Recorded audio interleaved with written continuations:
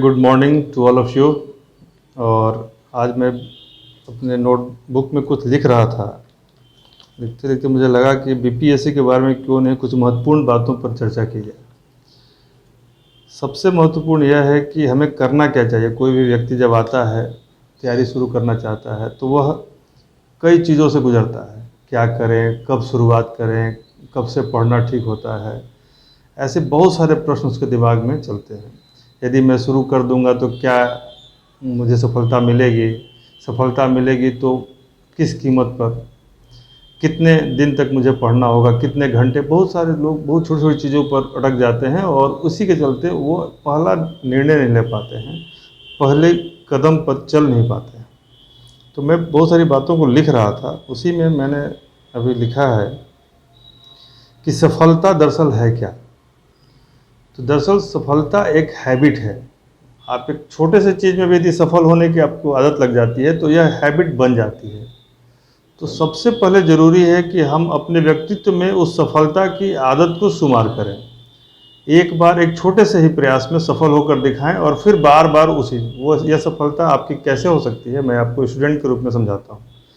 जैसे आप सुबह उठते हैं और तय करते हैं कि आज मुझे 3 चैप्टर हिस्ट्री पढ़ना है, और शाम होते होते यदि आपने मात्र 2 चैप्टर पढ़ा तो आपको मन में कहीं ना कहीं, भले आप किसी से उसे शेयर नहीं करेंगे, आपको लगता है कि आप आज के लिए कम से कम असफल रहे।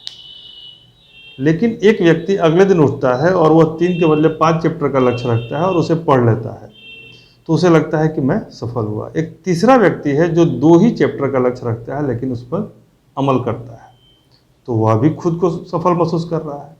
लेकिन एक व्यक्ति जो 2 चैप्टर पढ़ा है लेकिन लक्ष्य 3 का रखा है, तो उसे अंदर से कहीं ना कहीं ग्लानि भाव है, एक ग्लिच है। समझने की ज़रूरत है कि ऐसा ग्लिच क्यों आया, क्योंकि आपने बेहतर आकलन किए बिना, बिना पूर्वाभ्यास के, बिना बेहतर पूर्वानुमान के एक लक्ष्य निर्धारित किया और उससे आप पीछे रहे।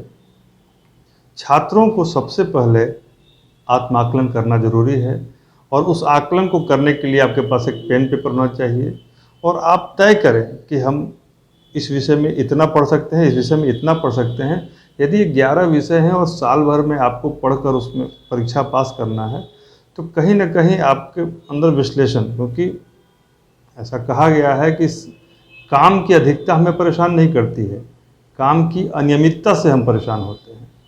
तो कोई भी काम अधिक नहीं है, आप एक रूटीन बनाएं, उस रूटीन को फॉलो करें। आप देखेंगे कि जो काम आपको बहुत बड़ा लग रहा था, यदि आप उसको थोड़ा थोड़ा रोज़ करते हैं तो बहुत छोटा लगेगा। मैं एक उदाहरण से आपको समझाना चाहता हूँ।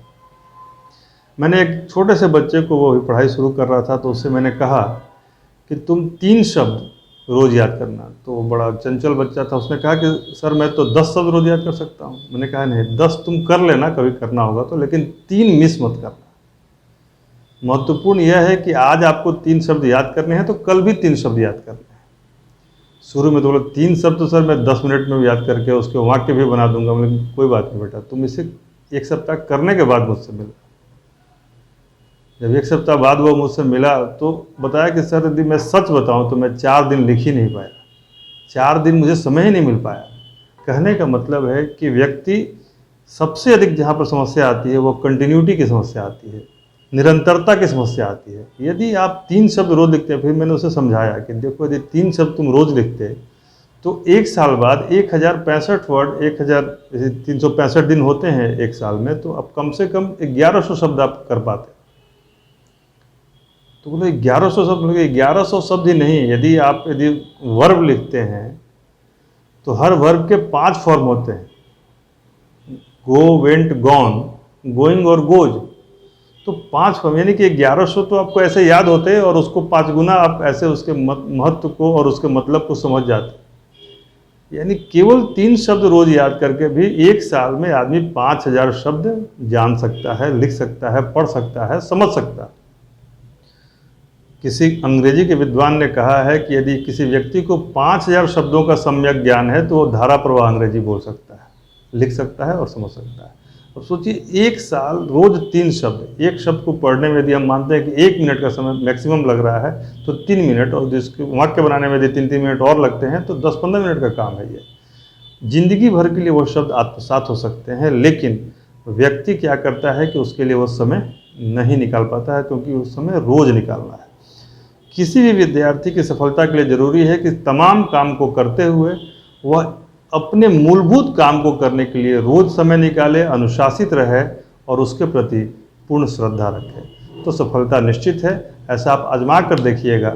इसे छोटे छोटे लक्ष्यों में तोड़ के देखिए। एक बार अपने लिए एक दिन का रूटीन बनाइए, फिर उस रूटीन को फॉलो करने के बाद एक सप्ताह का रूटीन बनाइए। जब वह भी आप सफलतापूर्वक करते हैं तो आपके अंदर सफलता की आदत पड़ जाएगी, and then winning becomes a habit. यही मेरा लक्ष्य है कि आपके अंदर उस जीतने की आदत को मैं पैदा करना चाहता हूं, और हम सब मिलकर उसे एक प्रयास के तहत करेंगे, धीरे धीरे करेंगे। कभी असफल भी हो सकते हैं, फिर भी करना जारी रखेंगे तो एक दिन सफलता निश्चित है। धन्यवाद।